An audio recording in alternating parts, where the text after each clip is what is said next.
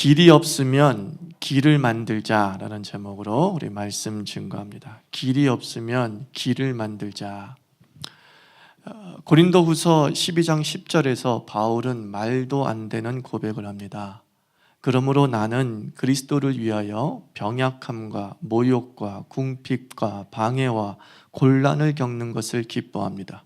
내가 약할 그때에 오히려 내가 강하기 때문입니다. 사도 바울의 사역은 승승장구가 아니었습니다. 병약함, 모욕, 궁핍, 박해, 곤란, 이것이 바울이 만난 사역의 삶이었습니다. 한계에 부딪히고 제약에 옴짝달싹할 수 없었습니다.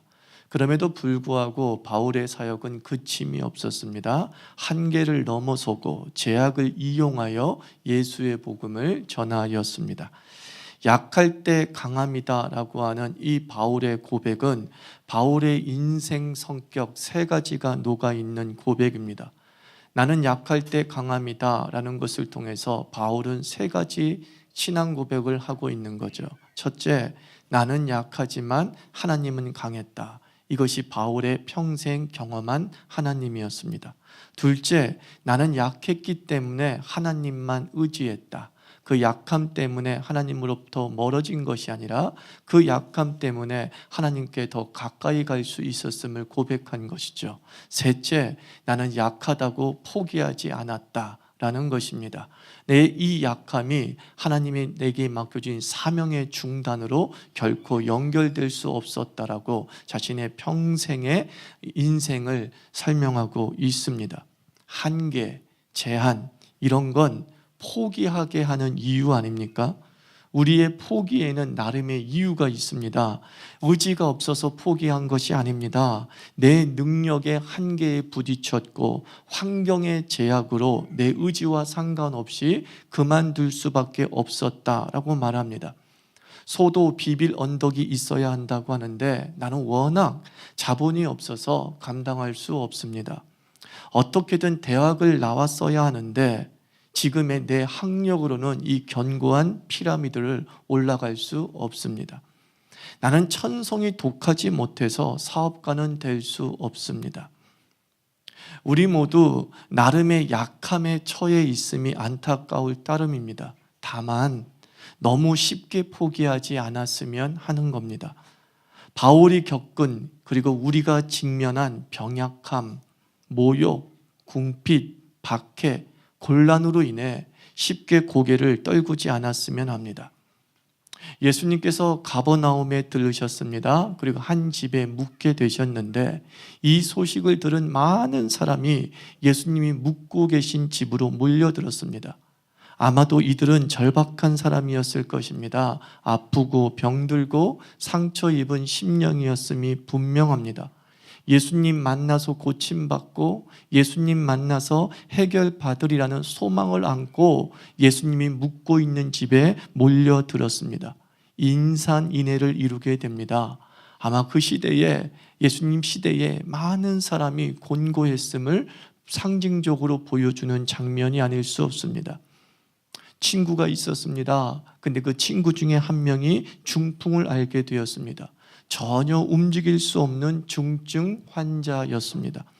친구들 역시 예수가 오셨다는 소식을 듣고 중풍을 앓는 친구를 예수께 데리고 가기로 합니다. 야, 이번 기회가 예수님을 의해서 내 친구의 이 병이 고침받을 수 있는 절호의 기회가 될 거야. 그동안 우리가 이 친구를 지켜볼 때 마음이 너무 아팠고 우리가 어떻게 이 친구에게 도움을 줄 수 없었지.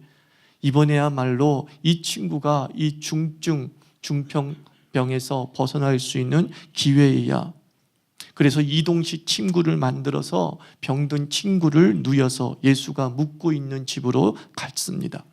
아뿔싸 너무 늦게 도착해서 도저히 집으로 들어갈 수가 없었습니다. 이 친구들도 예수께서 오셨다는 소식을 일찍 들었지만 거동을 못하는 친구를 데리고 가다 보니 또 이것저것 준비하다 보니 또 이동식 침구를 준비해야 하다 보니 걸음이 늦을 수밖에 없었습니다. 거의 마지막에 도착하게 된 것이죠. 아마 여러 생각이 교차했을 것입니다. 사람들이 막혀서 도저히 들어갈 수 없습니다. 야, 저 사람들을 뚫는 것은 불가능해. 여기 있는 사람은 중증 중풍병자니 좀 양보하라고 하면 다들 그렇게 얘기할 거야. 내가 더 아픈 사람이요, 나도 지금 죽을 판이요 라고 하면서 양보는커녕 거절할 것이 분명해. 그렇다고 힘으로 물어붙이자니 이 친구가 다칠 것 뻔하고 짓밟힐 수도 있어. 그래서 이렇게 생각할 수도 있었을 것입니다. 하나님의 뜻이 아닌가 보다. 그냥 우리의 주어진 현실을, 또 우리 친구가 이렇게 사는 것이 하나님의 뜻인가 보다. 야, 이제는 우리가 할 수 있는 게 아무것도 없어. 우리가 할 수 있는 게 아무것도 없어. 그러나 성경에 기록된 친구들은 주저앉거나 아쉬움에 멍하니 집을 지켜보지 않았습니다. 그들은 지붕 위로 올라갑니다. 예수님 시대의 서민들의 집은 벽 밖에 지붕으로 올라가는 계단이 있었습니다.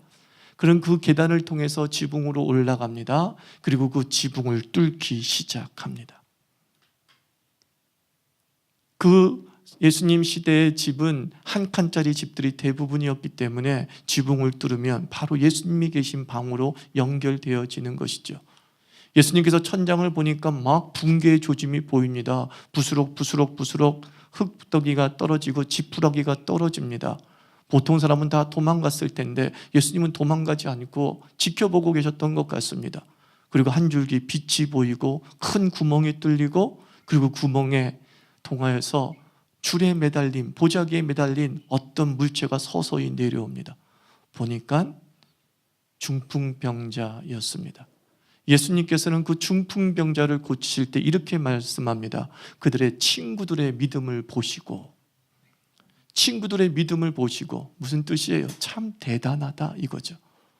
야, 이 지붕을 뚫을 생각을 어떻게 했니? 참 대단하다. 너희들의 간절함과 너희들의 사모함이 참 대단하다. 그러면서 죄사함을 주시고 그 중풍병자를 치료해 주십니다. 막힘과 장애에서 창의적인 새 길을 찾은 사람이 중풍병자의 친구들이었습니다. 그 한계와 장애가 더 이상의 진전이 없다고 하는 막힘으로 해석된 것이 아니라 새로운 길을 찾는 돌파구로 사용됩니다. 막힌다는 것은 스톱 사인일 수도 있습니다. 그러나 막힘은 시선 전환 사인일 수도 있습니다. 와, 지붕으로 가는 길이 있네. 그 집 안으로 들어가는 길이 굳이 문으로만 들어가리란 법이 어디 있겠습니까? 그러나 우리의 상식은 항상 문으로만 들어가야 된다는 것에 제한되어져 있기 때문에 지붕으로 통하는 길이 보이지 않는 것이죠. 우리의 막힘은 때로 숨겨진 은혜를 보라는 신호 아니겠습니까? 막혔니? 그것이 너의 인생의 전부가 아니라 숨겨진 길이 있어. 다른 사람들은 접근하지 못했던 너만이 갈 수 있는 길이 있어 라고 하는 신호일 수 있습니다. 여러분, 시가 뭡니까? 시는 자유의 표현이잖아요. 우리는 시 그러면 아무런 제약도 받는 것처럼 보이지 않지만 시처럼 제약을 받는 예술도 없다라고 합니다. 멋진 시, 감동적인 시는요, 어떤 시적 장치, 시적 형식의 제한 속에 쓰여진 것이 대부분이다라고 말합니다. 멋진 시가 되려면 운을 맞춰야 되죠. 두운 가군을 맞춰야 됩니다. 힙합에서처럼 라임이 있으면 굉장히 멋지게 들립니다. 연절을 잘 나누고 그것에 의해서 리듬을 타게 읽어 나갈 수 있으면 더 마음에 와닿는 그런 시가 만들어집니다. 우리 국어 시간으로 돌아가 봅시다. 시조를 예로 들어볼까요? 평시조는 3장 6구 12음보 45자 내외라는 형식이 있다는 거 아십니까? 아시죠? 초장, 중장, 종장이 있고 45자 내로 그 시를 완성해야 되고, 그리고 3434 들어봤죠? 3434, 3434, 3543. 이 형식에 의해서 시조를 쓸 때 얼마나 제약을 받습니까? 여기서 과연 멋진 작품이 나올까? 근데 멋진 작품이 나오죠. 비오자 장독간에 봉서나 밤만 벌어 해마다 피는 꽃을 나만 두고 볼 것인가? 세세한 사연을 적어 누님께로 보내자. 불륜인 것 같아요. 누님께로 보내자. 태조 이방원의 하여가 이런들 어떠하리 저런들 어떠하리 만수상 두렁치기 얽혀진들 어떠하리 우리도 이같이 얽혀 백년까지 누려보세. 그러자 포운 종몽주가 단심가로 답하죠. 이 몸이 죽고 죽어 100번 고쳐 죽어 백골이 진토되어 넋이라도 있고 없고 임양한 일편단심이야 가실 줄이 있으랴. 시조라고 하는 형식의 이 멋있는 글들, 이 멋있는 문장들이 완성될 수 있죠. 제약 때문에 시를 쓸 수 없다가 아니라 제약 때문에, 그 형식 때문에 더 멋진 시를 쓸 수 있습니다. 이것이 4명의 친구들의 창조적인 믿음과 같다는 거예요. 이제 문이 막혀 더 이상 갈 수 없다라고 생각해야 될 그 순간에 이 막힘이 나만이 발견하는 창조성의 원천이 될 수 있습니다. 이 막힘과 이 제약과 이 한계가 우리는 아름다운 시를 쓸 수 있는 내 안의 잠재성을 일깨울 수 있는 하나님의 은혜가 될 수 있습니다. 20세기 최고의 미술가라고 하는 피카소, 이 피카소가 젊은 시절에 슬럼프가 찾아갔다고 하죠. 한마디로 자신의 예술성의 한계에 부딪힌 것이죠. 제약에 부딪히게 됩니다. 그래서 그의 자서전 자신의 예술의 슬럼프를 벗어나기 위해서 어떻게 했냐면은 그의 자서전을 보면 스스로 한계를 정하기로 합니다. 이제부터 나는 오로지 푸른색으로만 그림을 그리겠어요. 자기에게 색의 한계를 정하는 거예요. 색의 제한을 정하는 거예요. 무궁무진한 색으로 그림을 그려도 멋질까, 감동적일까 의심될 수밖에 없는 상황에서 나는 오직 푸른색 하나, 이 제약과 이 한계에서만 그림을 그리겠다라고 시작을 하죠. 그리고 마침내 그 푸른색으로만 예술 작품을 구현해낼 수 있었을 때 그의 미술의 슬럼프를 벗어났다. 그리고 새로운 미술 영역을 개척하게 되었다라고 전기문은 말하고 있죠. 제가 아는 목사님에게 들은 얘기입니다. 학창 시절에 미술로 대성한 친구가 있었대요. 옛날에는 잘 사는 아이와 못 사는 아이의 구분이 크레파스에 있었죠. 저희 시대만 해도 크레파스에 있었습니다. 잘 사는 아이는 60가지 색 3단으로 된 크레파스 통을 들고 다녔습니다. 조금 못 사는 애는 어쩔 수 없이 12가지, 저도 12가지를 들고 다녔습니다. 그것도 누나한테 물려받은 12가지를 물려받았습니다. 색이 풍성하다는 것은 현란한 그림을 그릴 수 있는 것이죠. 근데 이 12색의 크레파스를 가지고 있는 이 아이는 모든 색을 쓸 수 없으니까 색을 섞어서 새로운 색을 만들고 막 점묘 기법으로 콕콕콕콕 찍으면서 새로운 색을 만들어내는 법까지 터득하게 되었다는 거예요. 12색이라 그러는 그 제약 조건이 그 친구를 미술가로 만들었다, 이 얘기를 하더라고요. 일리 있는 말이죠. 모든 것이 다 갖춰졌을 때에 대단한 작품이 나올 것 같지만 의외로 우리의 삶의 주변에서 대단한 작품과 놀랄만한 인생을 산 사람들의 특징은 뭐냐면 그가 가진 것이 60개가 아니라 그가 가진 것이 12개일 때가 많다는 겁니다. 우리의 인생도 60가지는 아니지 않습니까? 우린 다 12가지 인생이잖아요. 우리의 가방에는 12가지 크레파스가 들어있습니다. 색이 풍부하지 못합니다. 그것 때문에 우리는 항상 원망합니다. 하나님, 나도 60가지 색이면 얼마든지 멋진 그림 그려서 사생대에서 1등할 수 있어요. 내가 1등하지 못하는 이유는 뭐냐면 내 크레파스는 12가지밖에 안 돼요 라고 말할 때가 많다는 것입니다. 하나님이 우리에게 12가지를 주신 것은 제약을 주신 것이 아니라 그 12가지 속에 숨겨진 하나님의 은혜를 주신 것인 줄 믿으시기 바랍니다. 막혔다는 것은, 한계에 부딪혔다는 것은 하나님이 우리를 운명론적으로 그렇게 만드신 것이 아니라 그 막힘을 통해서 시선을 돌리라라는 거예요. 왜 문만 보니? 하나님께로 나아갈 길이 이 문밖에 없니? 하나님의 은혜를 받는 길이 이 문밖에 없니? 아니야. 지붕으로 통하는 길이 있어. 이것을 보는 믿음의 눈이 열리기를 주의 이름으로 축원합니다. 이런 한계에 대한 말씀을 준비하면서 여러 이야기들을 찾다가 참 재미난, 예술 쪽에는 참 이 한계와 제약을 통해서 많은 작품들이 배출되었구나라는 것을 느끼게 되었어요. 그 중에 하나가 핸델이라는 인물인데, 이 핸델이라는 인물이 음계의 오르내림만을 이용해서 노래를 만드는 것을 즐겼다는 거죠. 오르내림 또는 박자의 장단을 가지고서 음악을 만드는 것을 즐겼다는 거예요. 그래서 이 핸델의 작곡법에 영향을 받은 사람이 로엘 메이슨인데, 이 로엘 메이슨이 작곡한 곡이 무엇이냐면은 기쁘다 구주 오셨네입니다.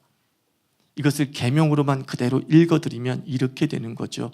도시라 솔파미레도. 이게 어떻게 기쁘다 구주 오셨네 들립니까? 여기다가 박자만 집어넣은 것이죠. 기쁘다 구주 오셨네. 참 웃기지 않습니까? 우리는요, 이 8개음을 가지고서 너무나 다양한 음악을 만들어내고 있어요.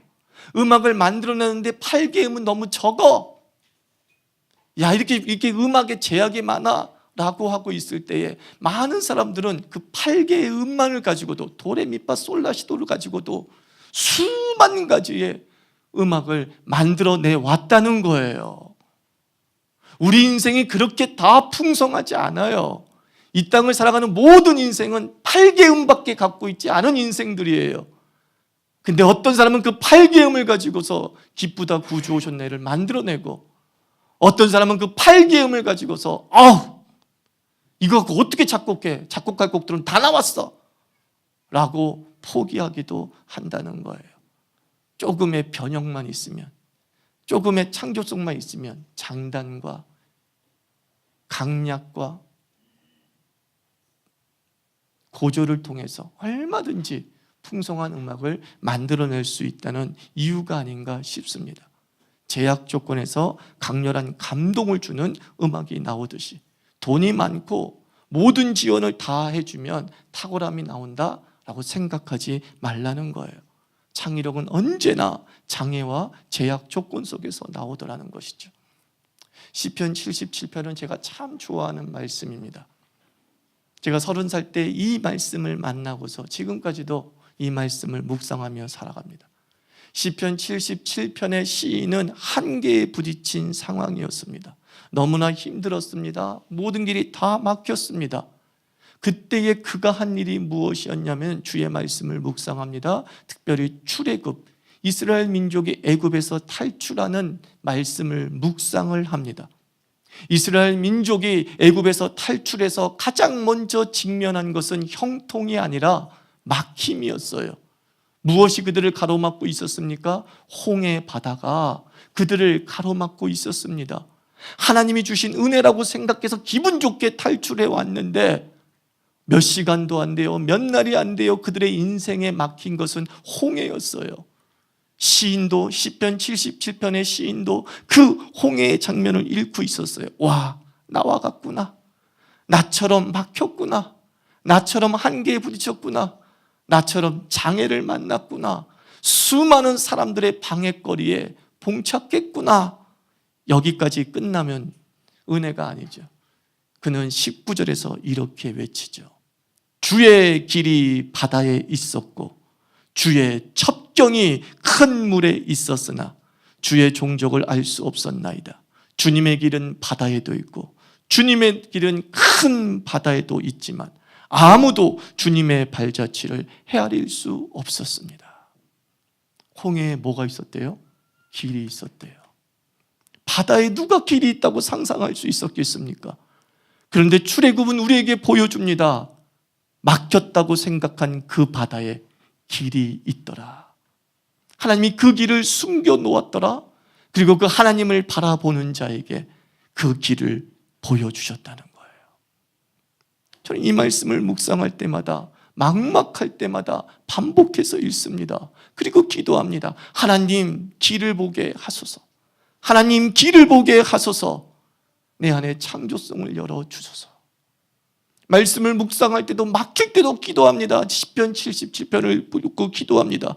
주의 길이 바다에 있었고 주의 지름길이 큰 물속에 있었습니다. 나로 그것을 보게 하소서. 나로 그것을 보게 하소서. 사랑하는 성도 여러분, 보시기를 축원합니다.